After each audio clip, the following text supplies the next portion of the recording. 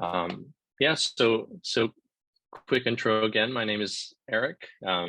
Kevin and I both teach the Deep Learning Essentials class for CoRise, and we'll be teaching again this October. The first run was earlier this year. We had an amazing time and an amazing cohort of students.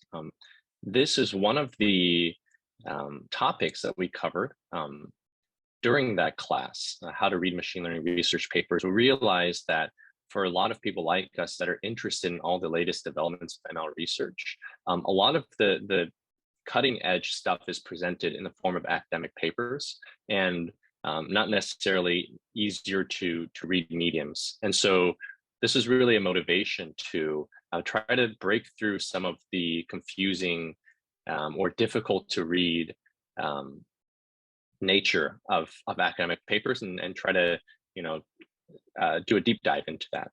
Kevin, do you have anything to add? No, that's yeah. I was going to just say that the goal of this is to help kind of bridge the gap between academia and the industry that a lot of times takes the papers and implements them. So as a brief background, Eric and I, right before the PhD, we were working at a startup that focused on deep learning for medical purposes.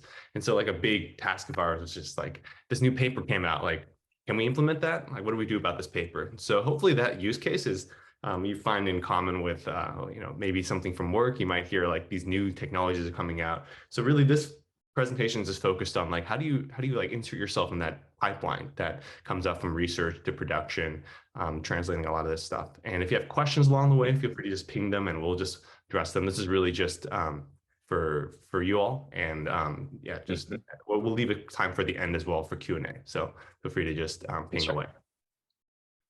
That's right. Great, let's get started. So quick agenda. First, I'll be going over some top things that I guess we wish we knew starting out in machine learning research. Again, we both come from computer science or statistics backgrounds, worked in industry before going back into academia. And so that's sort of the mindset we came into. This is why I'm sure a lot of you have the same background. So some tips there. And second, 7 tips for reading machine learning papers. So these should be short and punchy, help you in your approach. Third, Kevin will go over a little bit on the math notation. A lot of papers are math heavy and can be very hard to parse through this, even if you've taken upper level math classes. So translating that into, what do we see on the page? And then finally, Kevin will do a paper walkthrough, a couple of papers that are popular, common in the field, and sort of go through them, mark them up, and see, how would we actually break down one of these? Right. And, we made it our goal, try to squeeze in as many SpongeBob memes here. So maybe we average like 1 per page, and we'll see how we do. So yeah, there's a common refrain. I have no idea what this paper is talking about, even though, a lot of people are talking about it. It's something that even now, in my third-year PhD, I feel this a lot of the time. It's really hard to break down a lot of this terminology, really figure out why does this paper matter? What are the key results? So we tried to condense 3 things that we think would be helpful to keep in mind. So these are really things to keep in mind as you approach papers and you're reading it. So first is that these papers aren't really written for general audiences. They're not written for software engineers or people in industry, even for people who are like, if you're enrolled in a master's program. They're really written for people, by people in the academic or scientific community. Second, all these papers will follow a specific format, so it's good to keep in mind. Third, the quality of these papers vary greatly. They're not all created equal. So first, important to keep in mind that these papers are written specifically to pass peer review. We'd like to think that when someone writes a paper, they have the broad audience of even the academic community in mind, but many times the field and the subfield they're writing into has a very narrow audience, and they might even know some of the names of the people that would be asked to peer review their papers. And so when they're writing terminology, a lot of the times authors don't bother to explain terms which might not be obvious for most people. The academic community follows a scientific convention, ways of writing results and ways of presenting their results. Now, these are very structured and formulaic. And the terminology is also highly specific to the field. There could be one word that's used, and have very different meaning, even across fields in machine learning. And the fourth audience for these papers is the subject matter experts, again, reviewers. They assume that the people reading their papers know all the stuff they're talking about already, and it's really that sort of extra bit that is their improvement or their new finding that they're trying to present. So they all the background, the lead up is usually condensed into like the introduction part. And a lot of these machine learning advancements, really are technical advancements. Someone will tweak some code, make it more efficient, or add an extra layer, or some technical tweak, and then they want to present it. And so normally you think, how would someone do this? Well, they would maybe just push some code, write a blog post about it, and that would make more sense. Say, hey, we added an extra layer, our model performs better. So, wish that was the case, but a lot of the times, again, they're submitting to academic conferences or journals, and so they'll retrofit it into the scientific format. And so it'd be a little more difficult to parse, what exactly is their contribution versus explaining the background here. So to dive a little more into this specific format, it's similar to if you've read papers in other fields as well. This is not always the case, the formats follow, but I would say maybe 80 or 90% of the time, you'll see something like this. So it follows, abstract in the very beginning, that just summarizes the findings of paper, summarizes quick background, and summarizes, what is their improvement, what is the consequence of this. The introduction should give you, as the reader, all that you need to understand and kind of be caught up to the world in which the paper lives. What is the problem? It introduces the problem, introduces what other people have done. So that's the C point here, related works. How does it situate itself in the broader, research sphere? Like, what are the other players here? What have they done? Where do they fall short? And then finally, it will summarize, here's what we do. Here's why it's better than anybody else. Then they'll go on and describe the methods. That's really like how we did what we did. It'll talk about, if it's a machine learning model, it'll talk about specifics of how it works, the different settings in which they tried it and tested it. Then they'll have results, and that's saying, again, like what is the meat of our paper, right? Here's all these methods. Here's what we tried. What actually happened when we tested these models? What's the performance? How did it compare to existing state-of-the-art methods? And then finally, a discussion, which is talking about, okay, now in light of these results, how do we think that this impacts this field? And so it's kind of like saying, what is the significance of what we've done? And then they might include some things like future works, things that didn't have time to try. So, these are useful. Use these headings. They'll usually follow exactly, be called these things like intro related works. And so it's really useful to know, if I want to find out, what do they claim, then I can go straight to the results, right? Or I want to know what are papers similar in this area, and go straight to the related works. And again, because these results are retrofitted into the scientific format, it can feel redundant or superfluous. And that's not you, that's just the paper. That's just, the field that it is in an academic community. Usually these are published. All right, and finally, I think this is an important point. It can be daunting when you're reading these papers and feel like, wow, there's so much math, there's so much computer science that I don't know. And I feel like I need to learn all this stuff before I can even begin to understand what this paper is talking about. It mentions terms that, oh, what's this and what's that? I kind of can follow an infinite paper trail to try to like educate myself in terms of all these things. So it can feel overwhelming. Certainly there are papers that are more technically difficult to read than others, but I would take that with a huge grain of salt. A lot of machine learning papers, the way the field works is it's focused around conferences more so than journals. And so what's the difference? Well, conferences happen at specific times during the year. Machine learning, there's people would say 4 or 5 major conferences around the year, and they have specific deadline cutoffs. The little plot that you see at the bottom here, this is for NeurIPS, one of the major machine learning conferences, and you see that over time, this only goes up until 2017, but there's been an exponential increase in the number of people submitting papers every year, and so there's this huge rush for authors to finish papers before deadlines. And in doing so, it's very common to see typos and errors in this presentation. Another byproduct of this is that the machine learning research field tends to be way more prolific than other fields like basic research, like science, like biology or chemistry. So, we have friends in those fields, and, they're actually in wet labs. They perform experiments, physical experiments, and it's not uncommon for them to publish one paper every maybe 3 or 4 years, or you just have one paper for their entire PhD. And in the machine learning field, it's kind of the opposite. You're expected to publish multiple times a year. And so, these results are very quick, right? Because you can run them on computers, but they also tend to vary in terms of quality as a result. There's not as much oversight in terms of how the results are written. It's written in an easy to understand way. And then a lot of the stuff that's being presented gets sort of pushed back, like this image on the right here. It's common for authors to say, hey, we're going to publish the code, and then they'll just write that in the bottom and then never publish the code, or they might publish some code that's really just not, it's unrunnable. There's a lot of bugs in it. And that's just a common problem that we'll see. We have seen in machine learning today. All right, yeah, and off of that, authors will often obfuscate their writing to try to beef up their paper.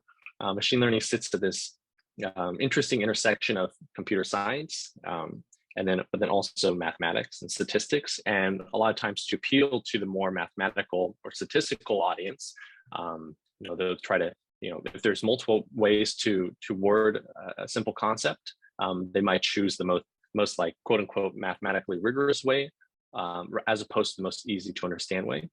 So I'm sure most of us know what mean squared error is, and this on the right here is just like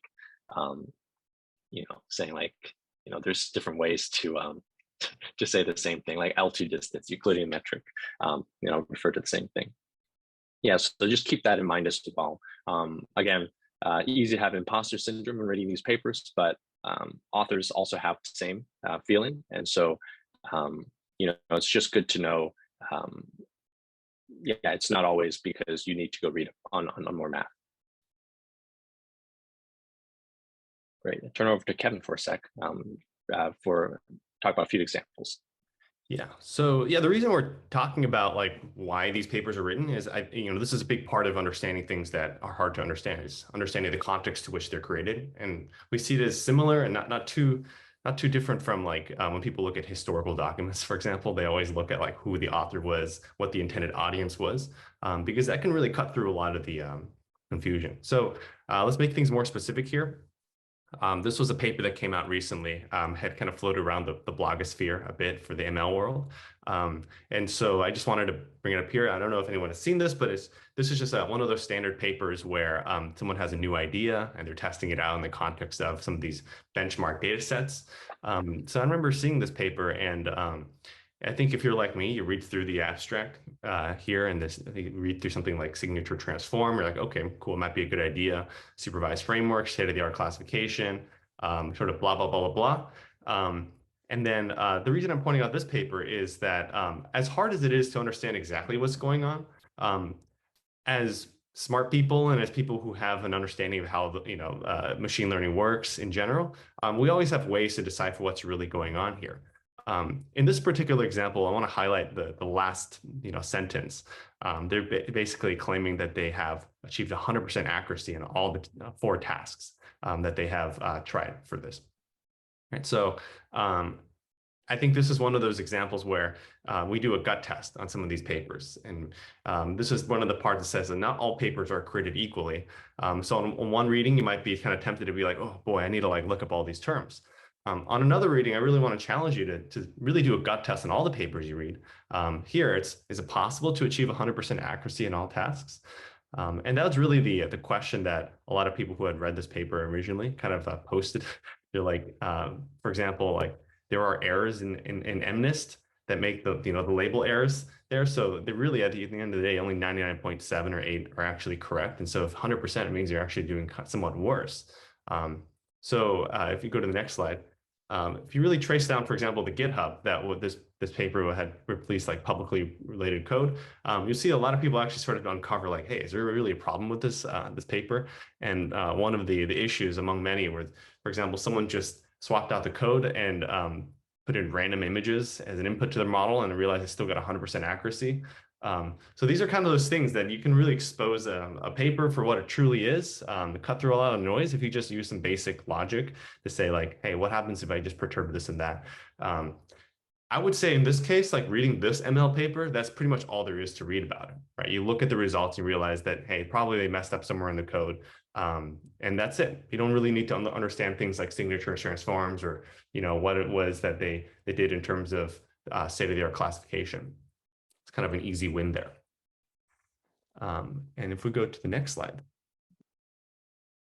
the real point of reading ML papers is to synthesize a lot of what we talked about is really have an answer, have a question you're trying to answer at the end of the day when you're reading these papers. Like think about like if every paper is like a fire hose, right? Like what is it you really want to get from this paper? Because there's only so much that actually are relevant to your life. So in the example of the paper we just seen, they claim to have a state-of-the-art result. If they didn't actually achieve that, then there's no point in reading that paper. I'd say it's pretty clear. So like, for example, here's 3 papers that have been pretty popular in the ML field. And I would encourage you to look up the slides later and just be able to, look through each of these papers. For example, the first one is on residual networks, ResNets, and this is one of the most commonly used network types. So when the paper came out, even though it is an expose on like how to train ResNets, really the answer to that, the question they're trying to answer was, how do you train very deep neural networks? Another one is AlphaFold. Some of you might have seen in the news this big thing about DeepMind being able to do protein structure prediction. So that's the main question, and that's what they're trying to answer. And finally, there's another paper that we're going to look at in a second, understanding how neural networks make predictions. And so that's the question as well, right? So to figure out what question the paper is trying to answer is really just the key to the paper itself. So make it clear for a little easier to understand, like we've kind of categorized ML papers into 3 main categories. So when you pick up any ML paper, just think about which 3 this applies to. Number 1 would be a methods paper, right? So this falls in the structure of we can now do some task X better than before, right? So this is those state-of-the-art benchmark kind of papers. Second is an applications paper. So we know what the methods are. We have deep learning. And the question now is, what new field can we apply this to? Or what new task can we now do and unlock with deep learning that we previously haven't been able to do? And finally, we have theory papers. And this is a little more of where you find maybe some mathy papers. But at the end of the day, they're trying to drive at, we now have a better understanding of X, better understanding of deep learning, better understanding of how these networks make predictions and so forth. So understanding which one of these 3, the goal of it is the key to understanding what should you read in that paper. What are the sections that are really relevant? And keep in mind, most papers will probably intersect into more than one of these categories. And I'm sure there are other categories which it'd be hard to fit a paper in. And so, hold these categories lightly. It's meant to be a useful guide, not a sort of law of physics here. Yeah. Okay, yeah, so once we have these 3 questions, once you could figure out like what is the main point of this paper, this really helps you triage. So I think this is a big part of organized workflow is there's maybe like 1,000 new papers every season that come out. I only need to read a handful of those. Maybe if I had infinite time, I'd read every single one of them, right? But what are the ones that I need to read? Well, you ask yourself 2 questions, right? Number 1, if everything they're claiming is true, like how does this change my life? Right. As somebody, for example, I'm working more in a biomedical domain. The priority that I have for reading some of these things is really going to be in the related fields that I have, or if I'm working at a company that does something more related to that. And if they apply to your domain, like you can really prioritize that paper. It's really important. And it's not always clear exactly which ones are the priorities. There could be papers in different fields that can apply to your field, and that really helps. But sometimes, for example, if they're really heavy mathy papers that are just kind of explaining some offshoot about like sort of autonomous decision making and so forth, you don't, even though it might be a popular paper, I would say just get to the big picture of it in terms of the details. You can always save for later. And so the second question would be, do the authors show compelling evidence for their claim, right? So there's kind of a 1-2 punch. A lot of papers actually don't have really compelling evidence for their claim, and that's part of what the peer review process is. And I think the unlocking of a lot of this is to figure out, which papers are robust, rigorous, reproducible, and which are not. And that's part of like the critical thinking component. Yeah, I think to add to here, before going to the next section, it's useful to have sort of a mental map or mental graph. Certainly when we read papers, try to say, I have some general understanding of where different papers fit in. Useful to be able to, sort of put certain papers in certain areas. Some areas you will understand much better than other areas. And so you'll have a very fine-grained understanding of where a paper would fit in. Some other ones I'll have never learned about a certain domain. And so I'll put in that area and say, maybe if I have time later, I'll try to read more about that. I know some people will keep detailed logbooks like a Notion or some note-taking app, and they'll put all their papers into some organizational structure, which is helpful for them as well. So that later on when they want to learn more about a subject, they'll just dig up that notebook on that, and then they'll know, hey, here's all the papers that I've read before already. But yeah, now we can just jump into some very applicable tips for how to approach papers. These are things that we generally follow that we think will be useful for you if you are just starting out trying to read ML papers. And again, feel free to ping any questions that you have while we're going through this. Yeah, so first, find it really helpful to just start with the abstract. The abstract is typically only maybe a few hundred words. The goal of it is that whoever is reading this paper, they would have a general understanding of all that's in this paper from just the abstract, right? So it tells you the main idea. A good abstract will tell you, what is the problem that they're trying to solve. Every paper is trying to solve some problem, right? Why is this problem relevant to me? Why is it relevant to the broader audience? And third, how do the authors go about solving this problem, right? So like you need these three questions answered ideally in an abstract. It can also give you a sense of the quality of the paper and knowing, how well they pose these things. And then after this, just skip right down to the meat of the paper. I personally think it's really useful to go directly to the figure one. And figure one is just like kind of, you find it after the first page. It might be on the top of the second page. And for a lot of authors, they'll try to make their figure one as like a visual summary of the main idea of the paper. If it's a methods paper, an applications paper, you'll usually find, what's this paper all about depicted there, and the caption will describe it as well. And so you have this general sense of what the methods are and what the results are there. So I think that's really useful to just go straight there after reading the abstract. And so a lot of times I'll even just skip reading the introduction, go straight to the figure or table one. Then after that, I go back to the introduction. The introduction should provide good background information. Sort of like in a TV show, you see like previously on, right? It'll give you like a short 1-minute recap. That's what introduction should do. It should tell you like, what is the frame of mind of the authors? It'll have relevant references, say, basically answer the question, why do I care, right? Why is this question that I'm trying to answer, this problem I'm trying to solve, important enough to warrant your time to spend reading this paper? And it should also include usually at the end of the introduction, a lot of authors also weave it into it, citations, related works. So you might see this as an explicit heading, like a subtitle. Sometimes you won't, but there's almost always related works, which will do a couple of things. One, it will give you other papers to read as a good primer or background into this paper. It also give you other papers which are similar, have similar methods, trying to solve the same problem. right? So comparison baselines. So those are really useful for trying to understand a paper. You can just pull up the similar papers and get a feel of where this paper sits.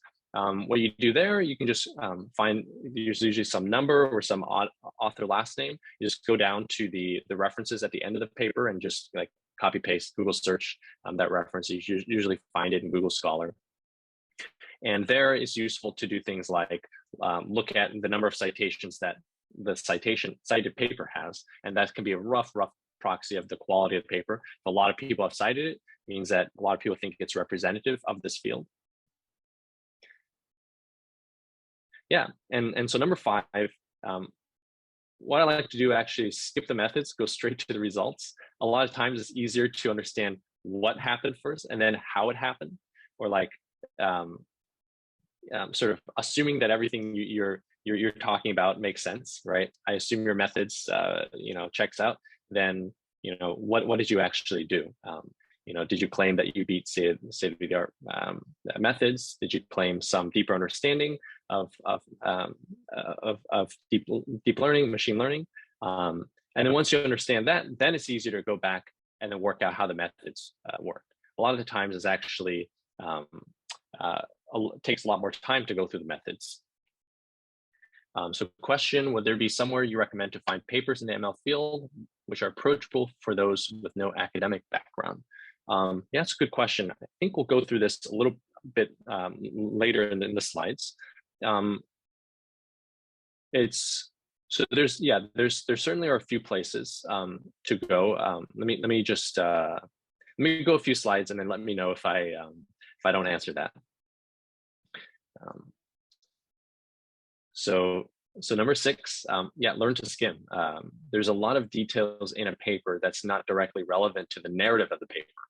They're there for peer reviewers because peer reviewers will often ask for a lot of experiments. Oh, did you try this by swapping this out? Did you try this permutation of this method? A lot of these things can really bog down or slow down a paper's narrative. And so these especially show up in the in the methods and the results, where you have these sort of sub experiments. You don't have to, feel like you necessarily have to deeply understand every one of these. You can feel free to move on, just get sort of a high level understanding first. And also read critically. Don't assume that everything the author is right, something that you immediately need to understand. So go back to the question that was just asked.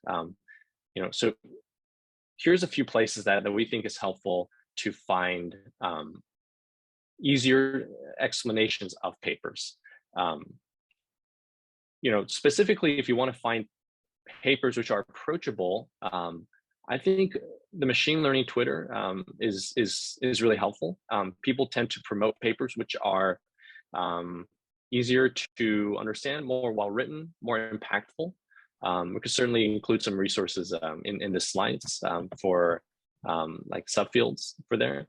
Also, like machine learning subreddits can be helpful as well. I think there's the same kind of crowdsourcing that surfaces useful and also easy to read papers there.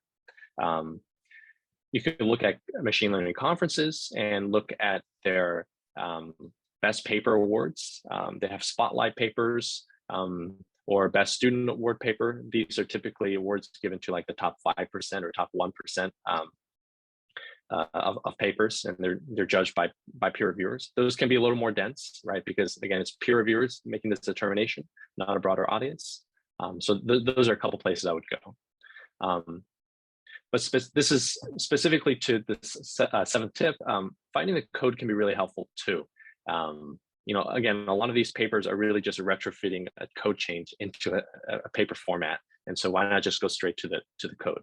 And so here, if you find a paper that you like, just copy and Google the name of the paper, followed by like GitHub or code. And oftentimes you'll find the repository for it. You can also go in the paper and scroll down to the bottom right above the references. And there's sometimes a section that says code availability that you can follow a link there as well. Then there's websites like paperswithcode.com. And so this pairs the paper with the GitHub repo or maybe some unofficial one that's useful to find as well. And then large institutions like DeepMind, OpenAI, Google, they have dedicated blogs for explaining, usually in more sort of colloquial terms, the papers that they publish. So that's helpful as well. There are YouTubers that offer paper explanations that's really helpful. We include a link here as an example. And then finally, just taking a paper, searching it through Google Scholar, and then finding, what are the papers that have cited this paper, and looking through those. That can be just as helpful as well.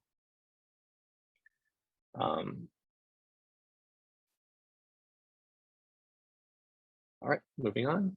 And so in summary, reading a paper is a bit like peeling an onion, right? Read in layers. Don't try to eat the whole thing in one chunk. It's helpful to spend 5 minutes skimming the paper, reading the abstract, going straight to the results and discussion, and then I'll maybe come back a few hours later, a few days later, reread it again, and then do that multiple times. Do some side reading while I'm at it, and this helps to absorb a paper more deeply. Really, like for every paper, you can imagine it's multiple authors spending many months up to years of their lives, full time devoted to producing the results in this. So it's usually can be very dense. It's hard to condense months or years worth of work into 8 pages or 12 pages, right? Cool. So turn it over to Kevin. Go a little more through the mathematical notation that you might see. Yeah. So in a little bit, we're going to take out like 2 papers and just going to go through this and go through what we're talking about here. This last part, we're just going to go a little bit more still on the high level part. I think a lot of the points that we've heard from people is like they're fine reading a paper until it gets to some sort of math notation component, and then that's sort of where it sort of gets out of reach a little bit. Definitely understand, like a lot of times math can serve to make the paper harder to read. So I'm going to kind of present 2 slides here. One is to say, what is the goal of a lot of the math notations in papers, and ideally, how could that benefit you? And then second, how do we wade through some of the complexities there? Just some tips that I found is helpful. And obviously, at the end of the day, there is this underlying thing, which is, yeah, you could take 10,000 math classes at a university and then you become a math expert, and that's maybe another way to do it. But I'd say even people who are like, math majors or math PhDs, like they themselves are saying like some of these papers are still confusing, right? So at the end of the day, we always carry with us this guilt, which is like, I could have done better in math. But that's not necessarily the case. A lot of this is still, even though it's math, you're still trying to communicate with it. So yeah, the first thing is, how should we look optimistically at math formulations in ML papers, right? First, like the reason why a lot of people prefer to use math is not because they have to, but because in some ways it helps them disambiguate the language, right? So at a certain point, if they're trying to describe what they're doing in code, they can say like things such as like we subtract all the terms and square them, but that might be a little ambiguous, and so they might throw in something like a L2 norm, and that's something that takes some time to kind of work through and figure out what the notation is. But the main point is that it's not necessarily they're trying to convey a more complex idea. It's just that they're trying to convey it in a more direct and unambiguous way. But very well so, you could find the same thing in code. For example, you can just imagine what the NumPy one-liner is on this. It'd be pretty simple. The second thing is that it helps connect work to existing literature, right? So if they have a math framework that uses certain kinds of notations, you can find other papers that have the same notations. And so it's kind of like finding papers in the same language and kind of bridging them together. I think that's something that a lot of people find helpful. And so if you do find yourself gravitating a little more toward the math notation, you can start kind of finding analogies between papers and say, okay, well, they set it up this way, they use this method.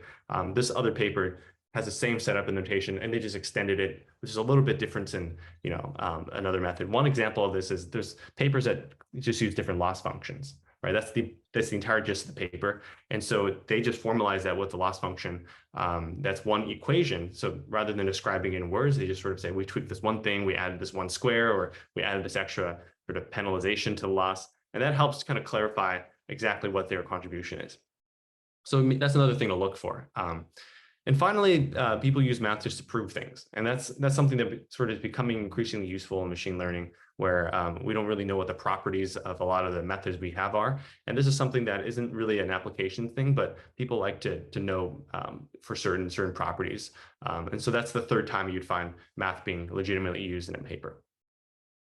Okay, so the next slide is, a lot of times, this is kind of the dirty secret of getting papers through peer review. People will like create a paper that's actually pretty colloquial and it's fine. And then the reviewer says something like, it's not robust enough. It's not rigorous enough. Please add essentially more equations. That's like a very common thing. And so what ends up happening is that a more simple paper could be made to look more complicated. They might just throw in like the equation for the loss function they use, even though it's pretty straightforward what it is, or they might throw in some simple properties or proofs or something that's going on, even though it's not necessary at all for the person reading the paper and applying it. And so a lot of times what happens is professors, before even writing the paper for peer review, kind of know that. And so they tend to just stack math onto the paper, right? And the reason for saying this is if they're stacking that on just for the peer review process, that's stuff you can just take off of the paper for the reading process. Kind of like it's like they're lining the pockets of the peer reviewers, and you can just take out that extra kind of the extra lining there. But that being said, how do we actually interface with math that is sort of legitimately there and very helpful to have? Here's like 3 points, right? First of all, here's a common refrain in a lot of these papers is like, what is the approach they're taking with math? A lot of the deep learning papers have this structure where they assume a simpler case. That's what the math applies to, and then they hand wave for more complex cases. So this is something that you can look for as you're following through. A lot of times they say, well, we don't really know what a deep neural network does. It's kind of complex and vague and abstract. But what we know is how a linear regression works, or we know what a very simple algorithm works. Now we want to make a small methodological improvement to that. We're going to prove that it works in this very simple case, or we're going to prove that it works when the data is very simple. For example, a linear case, which is just that it's the data is just summed up against the coefficients. And they might move on to a more complex case. And it's a lot of times they just sort of say, well, look, it works empirically, like in the results, but the math doesn't ever escape that simpler world. And so when you're reading it through, that's something that's just good to know, like in terms of structure that these papers follow. And we'll go through an example of that in a second.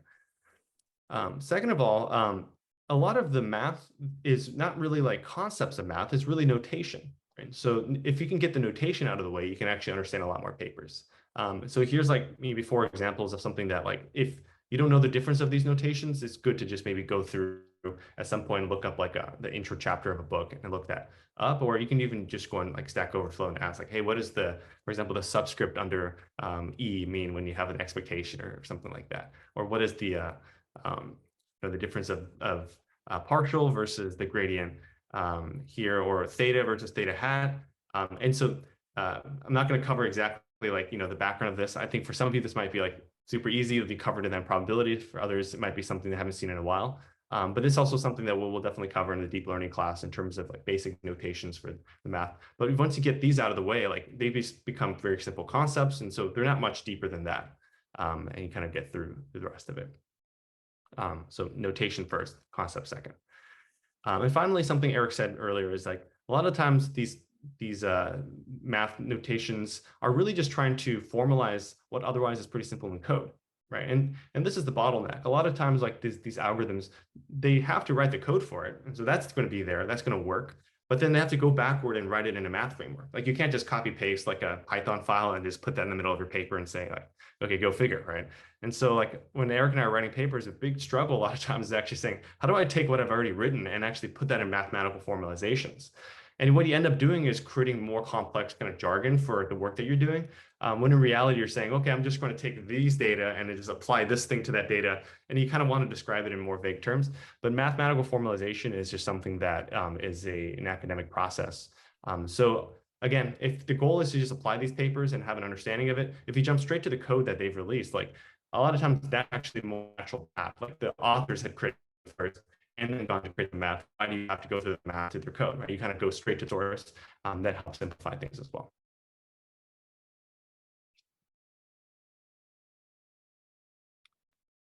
Okay. So the next part I'm going to walk through is a couple papers, and this is where it's also just half Q&A as well. And I'm going to share my screen now on paper. Okay. Oh yeah, Barbara, I think you would have to share, give me permissions to share as well.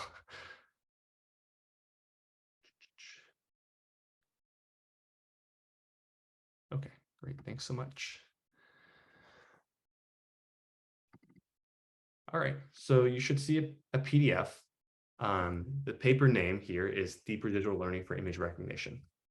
And I've marked it up essentially the sort of 5 to 10 minute version of this. It's sort of, if you have 5 to 10 minutes to read it, this is all the things that I'll mark up.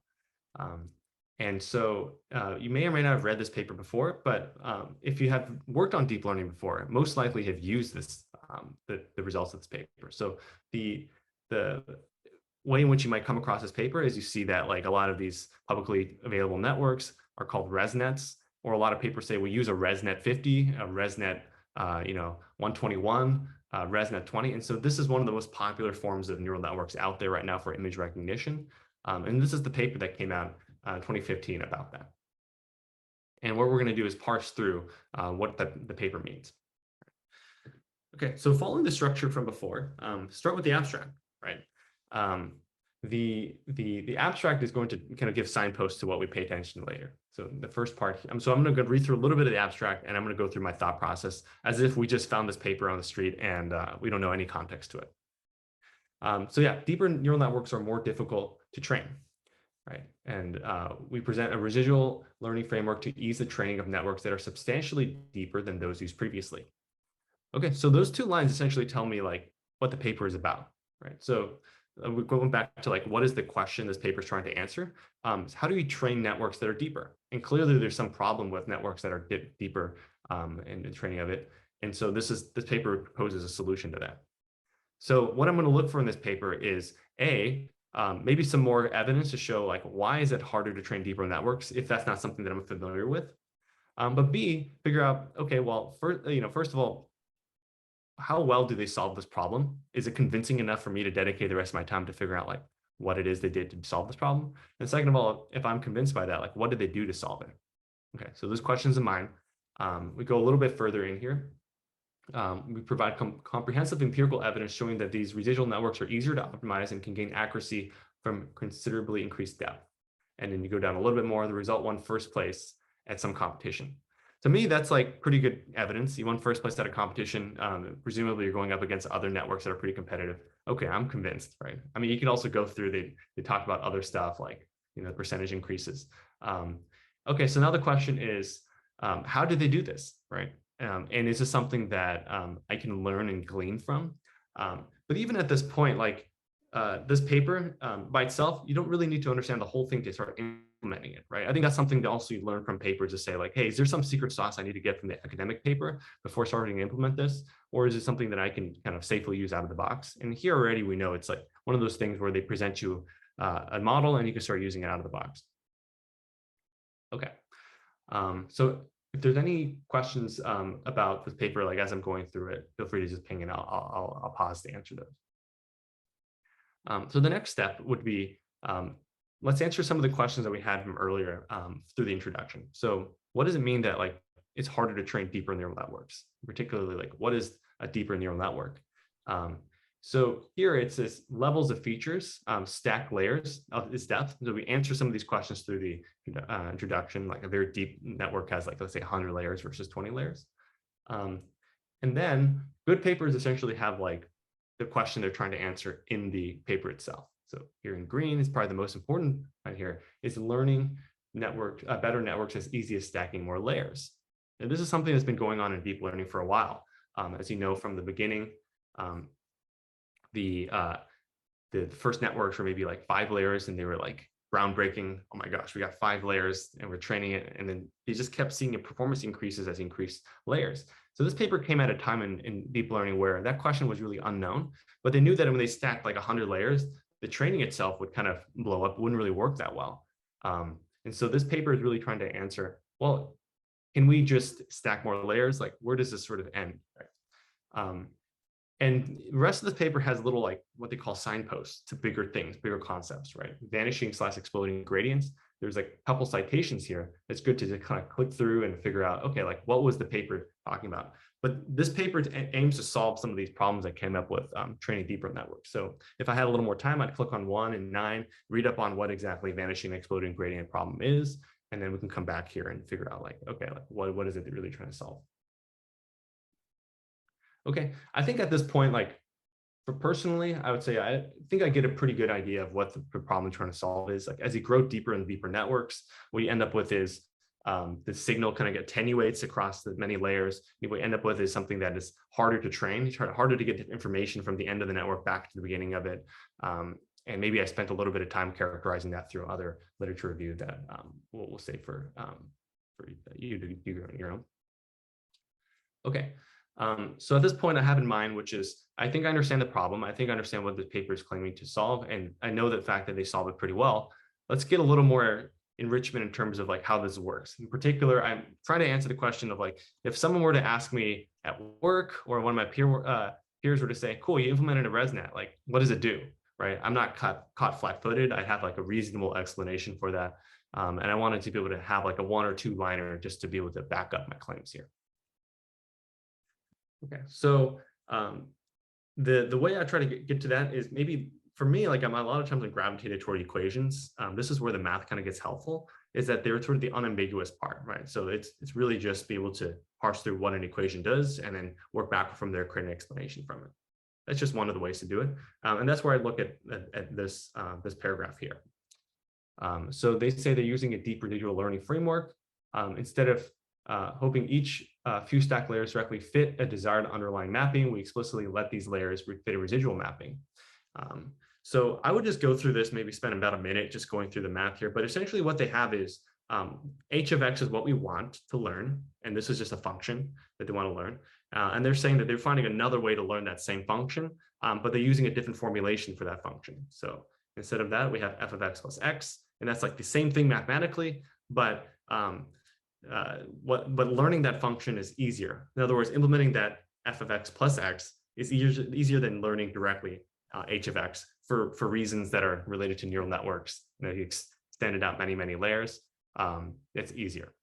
And so that's kind of the secret sauce here, right? And so if someone would ask me, like, how do ResNets work? I say they just reformulate a stack of layers by being able to essentially carry through the input layer and add it to the output of a few layers.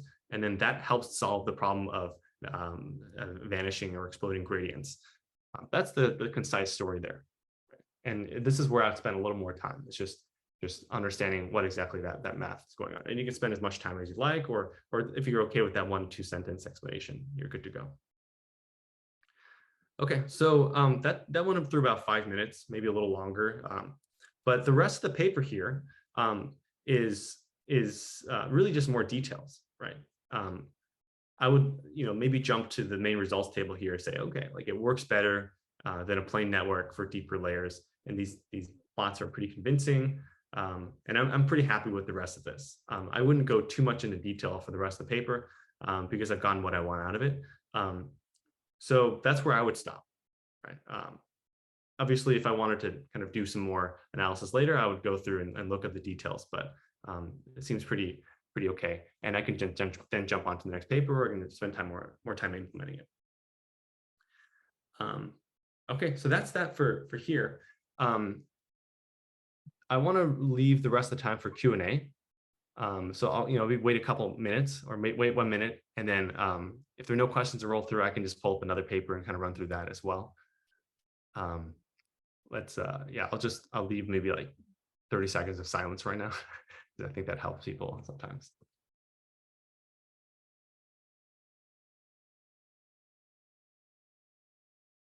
Okay, awesome.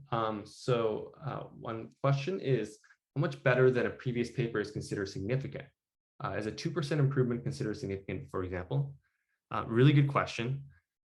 Essentially, this question kind of is a thematic question across machine learning, which is, like most papers are going to claim that they do a better job. And how do we like separate the noise from the signal here? Most papers, say that they improve in some degree. What is a big deal here?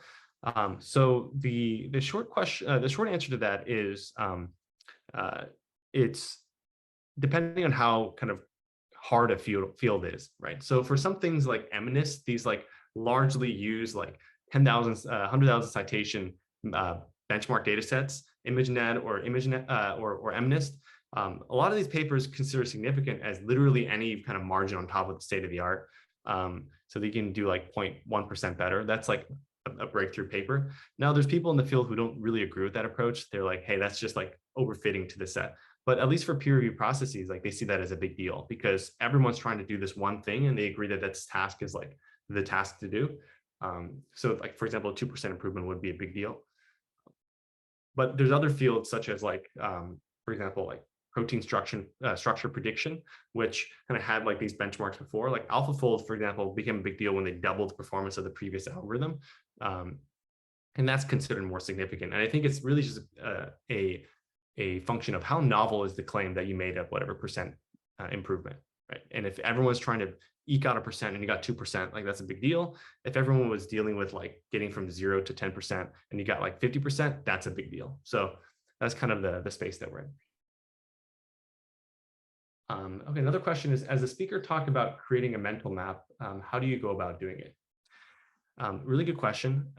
So in terms of a mental map for a paper, it really comes down to like the questions you're trying to answer. Again, like back to the original point of before reading any paper, you got to have like these empty slots in your brain that you're filling things in, kind of like filing cabinets.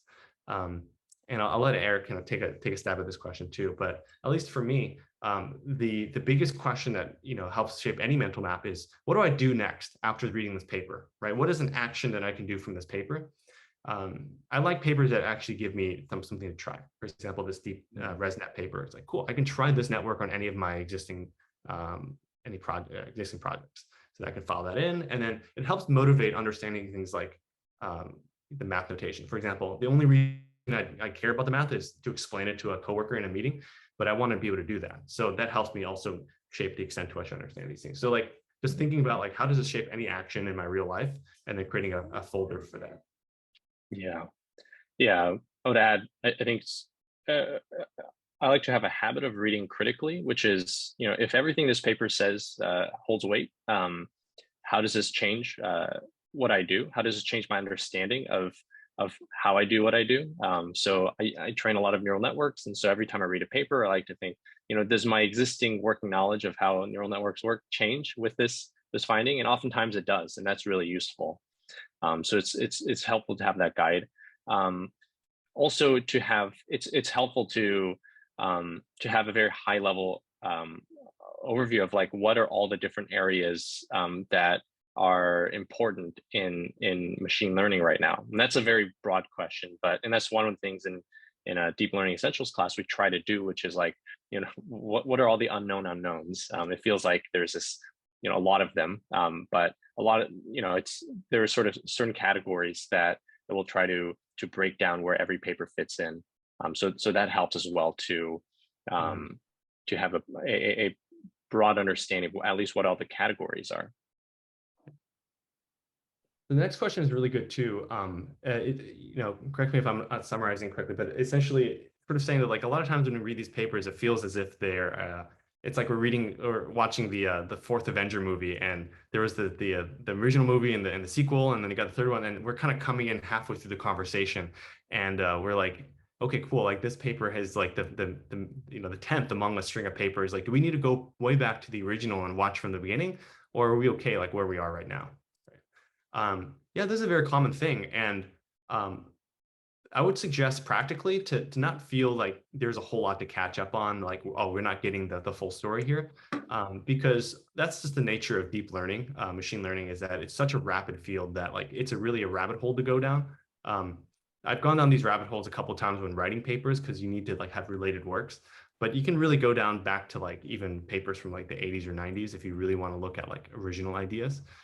So a good natural stopping point would be like find the high citation paper, and that's where you can kind of stop, right? So if you have a paper that's like a new paper, maybe 5 people have read it, You don't want to stop there. You want to get back to the paper they cited, which maybe has 100 people, and then you finally get back to the paper that has like 10,000 citations.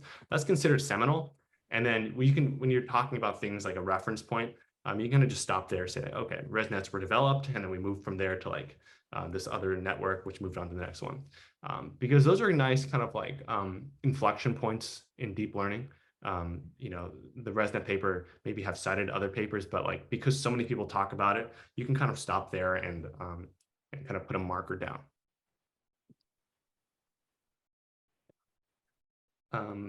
So another question is, how do we consider reading a paper if they did not perform statistical tests on presented results? Yeah, really good point. This is a big deal, I think, in the ML community. Most times when they're presenting results, it's without confidence interval bounds or without any kind of quantification of their error. And for things like ImageNet, where they have like a leaderboard, the reason they don't is like leaderboards generally don't have confidence intervals, right? Like that's kind of against the point. They just sort of say like, who can do better on this task? And also other times, like they have pretty large sample sizes. So if you do put confidence intervals on these large benchmark data sets, they're going to be kind of negligible. So it really depends on the type of test you're running. I would always suggest having confidence intervals, even though it's not like something you see in a lot of other papers. If you're presenting results in like a work setting or so forth, you can always do things like bootstrap or just be able to put some bounds on it. And more importantly, is to put confidence interval or to show your work in terms of the different networks you've tried. This kind of ties into things like training validation splits. So that will cover a lot more in the class, but it's a really good point you're mentioning. And in other words, just because papers don't have it doesn't mean they're not important. I think there's a lot of problems in academia that are slow to address. Yeah, Eric, would you like to take the next one? So maybe because I joined again, I'm not seeing. Okay. Can you read out? How do you get a sense of the computational complexity of the implementation? So number of parameters of a network, the marginal value may be low. How do you get a sense of the computational complexity? So do you think you can elaborate a little more? Do you mean in terms of like order of magnitude of a paper? Do you mean like sort of runtime? Be helpful to Yeah, it'd be good to clarify like the marginal value. Are you referring to the ones of like learning the paper, the marginal value, or like the cost of implementing it from like compute side?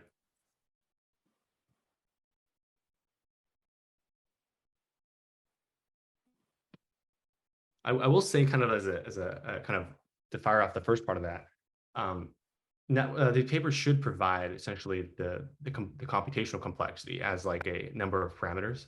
As you'll see, maybe there's papers, for example, called like the YOLO nets or Detectron and so forth. These are where like the size of the network really matters. They literally have plots which say like the number of parameters or the inference time, and then the y-axis is the performance. And so they really pay attention to the computational complexity of these networks. And so, for example, this paper should have a part which talks about the size of the network. Here they talk about like the flops, and this is just the size of how many parameters you have.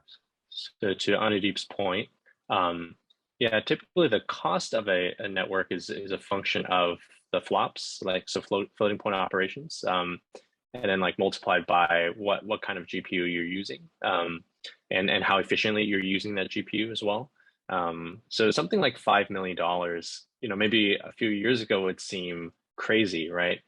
Now it's you hear how some models that cost 30 million or more to train one model.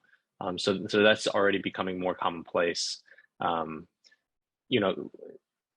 This speaks to a paradigm shift in neural networks, where in the last 3, 4, maybe 5 years, there's the emergence of what are called foundational models. And so whereas previously, before foundational models, we have papers like ResNet where individuals, right, like researchers or companies, they would train their own neural network from scratch. That's becoming increasingly not the case anymore. Transfer learning is very commonly used. So now people are using increasingly larger networks that have been already pre-trained on many different tasks or lots and lots of data. So to the scale of something that ordinary researchers or developers would not be able to do. So that's where you get like $5, $10, $30 million is a large company will train the model, one time, and then they will hopefully, right, not all the time, but they'll hopefully open source the model and its weights, and then we can use that to then do other downstream tasks. So that's a lot more of the paradigm today, is these companies spending millions of dollars to train a model and then people fine-tuning these models later. So we see this a lot with language models and even image models. Okay, great. So we're at time. Really enjoyed the questions and the conversations. Again, like where Eric and I would be teaching a course in a few weeks, Deep Learning Essentials. We would love to dive a lot more into things like math notation, or how do we think about some of these concepts that we're covering here. So really looking forward to potentially having you in the class. And as always, if you have any questions, feel free to add us on LinkedIn, and just we love to talk to you. Yeah, or the Co-Rise Slack. Feel free to ask us questions there, either about this talk or about upcoming Deep Learning Essentials course as well. All right. All right. Thank you. Bye, everyone. Yeah. Bye, everyone.